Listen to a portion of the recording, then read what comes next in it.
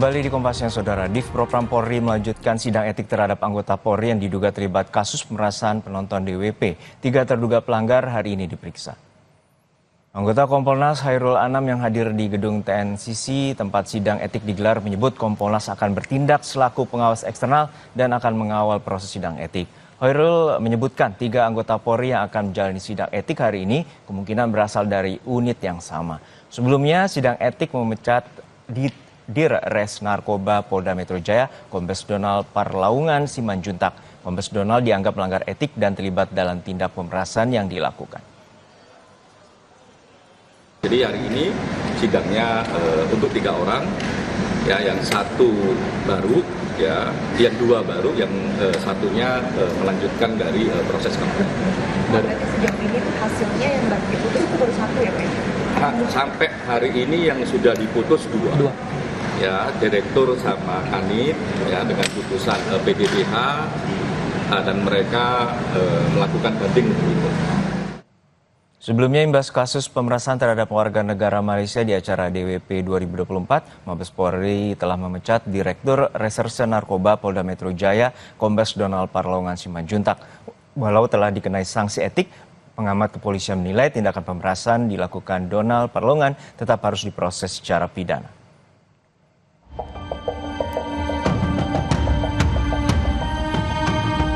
Pemecatan Dir Narkoba Kombes Donald Parlaungan Simanjuntak dilakukan usai menjalani sidang etik pada Selasa 21 Desember lalu. Kombes Donald menjalani sidang etik karena diduga terlibat dalam kasus pemerasan penonton konser DWP asal Malaysia. Tidak hanya Kombes Donald, juga ada 17 anggota Polri yang disidang etik. Mereka adalah personil dari Polda Metro Jaya, Polres Jakarta Pusat, dan Polsek Kemayoran.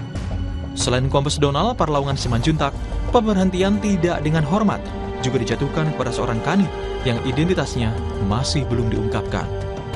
Komisioner Kompolnas Yusuf Warsi menyebut Dir Narkoba memang bertanggung jawab penuh atas pelaksanaan tugas, termasuk untuk mengawasi anak buah agar tidak melakukan penyalahgunaan wewenang di lapangan. Untuk pelaksanaan tugas, pencegahan dan penindakan narkoba, itu tanggung jawabnya sepenuhnya ada pada direktorat itu. Narkoba, oke, baik. Namun, sebagaimana yang telah saya sampaikan beberapa waktu lalu, perlu tetap diminta pimpinannya itu dimintain klarifikasi. Atau jangan-jangan ya, masih ada pengawasan yang di atasnya itu tahu tapi tidak melaksanakan fungsi pengawasannya. Itu tetap dimintakan klarifikasi.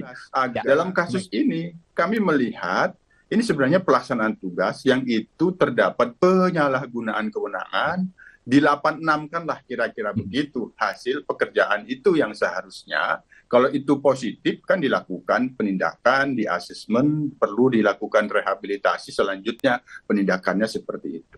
Oke.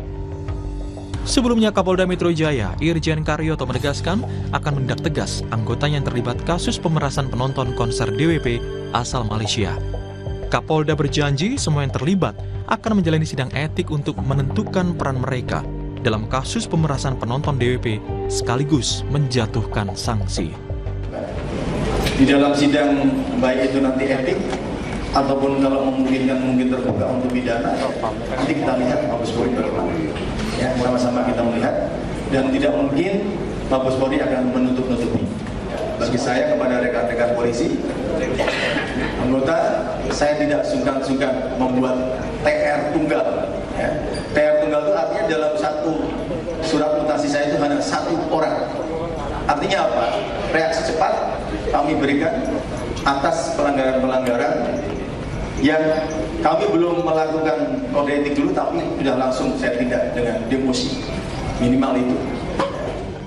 Pengamat kepolisian ISES Bambang Rukminto meyakini pemecatan Dir Narkoba sudah sesuai karena dinilai lalai mengawasi anak buahnya.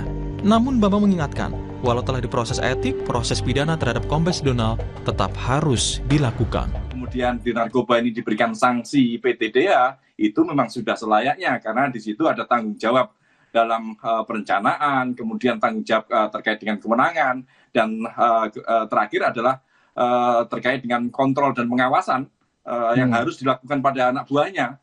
Tapi faktanya ini kan semua lalai, abai dilakukan oleh narkoba, makanya sanksi berat PTDH itu dilakukan.